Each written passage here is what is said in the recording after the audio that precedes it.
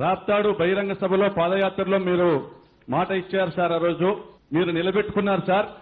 Peruru dam కు నీళ్లు ఇచ్చింది మీరే సార్. ఇది చరిత్రలో నిలిచిపోతారు సార్. మీరు మన ప్రభుత్వం రాగానే 2020 మేలో పేరూరు డ్యామ్ కు మీరు నీళ్లు ఇచ్చారు సార్. ఇప్పుడు ఇదే స్కీమ్ ఏదైతే జీడిపల్లి రిజర్వాయర్ నుంచి పేరూరు డ్యామ్ కు నీళ్లు ఇవ్వడానికి ఉద్దేశించి గత ప్రభుత్వంలో టెండర్లు పిలిచి 2 రిజర్వాయర్లతో ఒక లిఫ్ట్ కెనాల్ ఏర్పాటు చేయడం టెండర్లు పిలవడం జరిగింది సార్. అవి కేవలం టెండర్లకే పరిమితమైనాయి సార్. పనులు కూడా నామమాత్రంగా చేశారు సార్. అయితే మీరు వచ్చిన తర్వాత ఇదే స్కీమ్ ను విస్తరించి ఒక రిజర్వాయర్ స్థానంలో 3 రిజర్వాయర్లు ఇచ్చారు సార్. ఒక రిజర్వాయర్ ని 3 రిజర్వాయర్లు చేశారు సార్.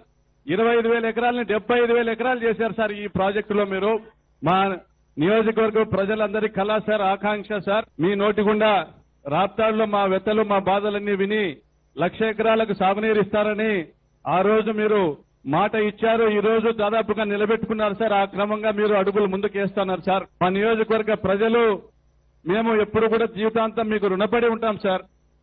అదేవిధంగా ఒక రిక్వెస్ట్ సార్.